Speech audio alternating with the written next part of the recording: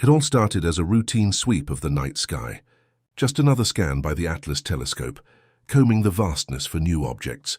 Nothing unusual, nothing urgent. And yet on July 1st, 2025, something appeared, something that shouldn't have. At first, it looked like a comet, a bright icy dot tearing through the black. But it was moving too fast. Much too fast. It was on a hyperbolic trajectory, meaning it wasn't just looping through our solar system. It was passing through, coming from the far reaches of interstellar space, never to return. That alone should have made it the headline of every news outlet on Earth. But it didn't, because something else happened. Something we weren't prepared for. As James Webb turned its cold golden eyes toward the object, it didn't just capture images or reflectivity curves. It heard something. Not sound, but signal. A chemical whisper etched in vapor and light, carried by carbon dioxide and atomic nickel, hidden in ratios that didn't add up and laced with frequencies that seemed designed, not natural. That signal, once decoded, didn't just speak of where this object had been. It hinted at why it was here. And worse, it may have been expecting us. When 3 Atlas first appeared on the telescopes, astronomers around the globe immediately recognized they were witnessing something unprecedented. At over 137,000 mph, it wasn't just fast. It was unbound. A visitor from beyond the gravity well of our Sun. This made it the 3rd confirmed interstellar object ever observed by humanity following Oumuamua in 2017 and Comet Borisov in 2019. But even among these rare anomalies, 3 Atlas stood out like a blade among stones.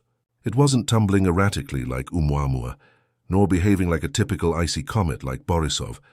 Instead, it moved with unsettling stability, like a probe gliding through an invisible track. Its tail wasn't diffusing normally. Its coma seemed denser, more directed. And then came its trajectory.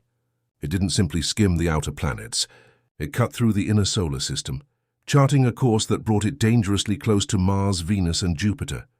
And the timing, it was too perfect, too symmetrical, as if the object wasn't just drifting through space but navigating. NASA analysts dismissed the idea of intentionality, citing the unpredictable nature of gravitational assist trajectories, but the math didn't lie. For an object to pass near all 3 major planets with such precision by chance, the probability was calculated at 0.05%. That's less than 1 in 20,000. And yet here it was, threading the gravitational needle with the poise of a spacecraft. Whatever it wasn't behaving like a rock. The James Webb Space Telescope, orbiting 1,000,000 miles from Earth at the second Lagrange point, is humanity's most sensitive eye into the deep cosmos. Designed to peer into the earliest moments after the Big Bang, it's not typically focused on near-Earth comets. But 3 Atlas demanded attention. As Webb aligned its instruments toward the object, what it found sent shockwaves through the astronomical community. The comet was venting gases, yes, but not in the proportions anyone expected. Typically, a comet would release mostly water vapor, with smaller amounts of carbon dioxide and trace volatiles. But 3 Atlas defied this pattern entirely. It was releasing 8 times more carbon dioxide than water. That would be strange even in the outer Kuiper belt. But this was a comet from outside our solar system. Where did it form? What kind of stellar nursery could create such an imbalance? The levels of carbon dioxide pouring off its surface, 129 kiloglases, suggested an environment not just different from ours, but incomparable. And while the water production was a mere 16 kiloglases, it was the nature of that water, its isotopic signature, that raised further questions. It didn't match the Earth, it didn't match the Moon. It didn't even match the reservoirs of water trapped in the icy moons of Jupiter and Saturn. It was foreign, ancient, as if it came from a molecular cloud untouched by the processes that shaped our solar system. And then there was the silence. Webb's detectors registered patterns in the infrared emissions, modulations that looked less like natural variation and more like structured encoding embedded not in radio waves, but in heat. As if the object was using light as language, the world wasn't ready for that hypothesis. But the data refused to be ignored. As astronomers around the globe struggled to interpret the Webb findings, the Very Large Telescope in Chile began capturing its own high-resolution spectra of the object. The analysis revealed something deeply disturbing. As 3 Atlas neared the Sun and began to heat, its surface started releasing atomic nickel, a rare but not unheard of element in comets. What was unheard of, however, was the complete absence of iron. In every known comet, nickel and iron exist in tandem. Forged together in the death throes of supernovae, they are twin relics of stellar alchemy. When heated, they vaporize together, creating spectral lines that always appear as a pair. But not this time. 3 Atlas was emitting pure nickel and no iron. The implications were staggering.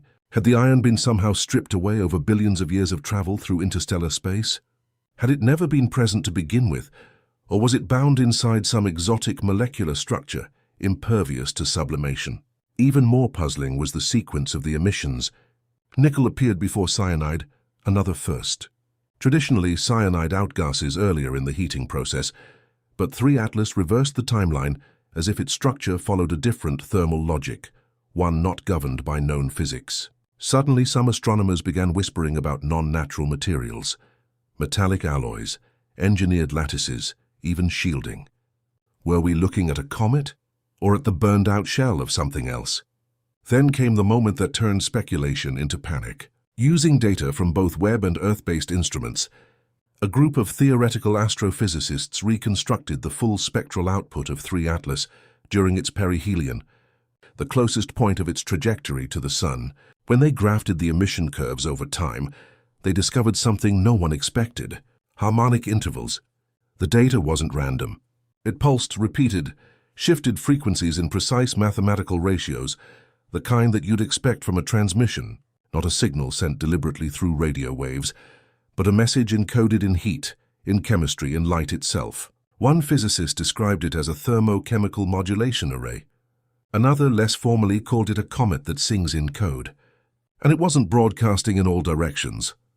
The orientation of the emissions indicated a focused axis, one that rotated and reoriented throughout its journey, sometimes pointing toward Mars, sometimes toward Venus, and on one chilling occasion directly at Earth.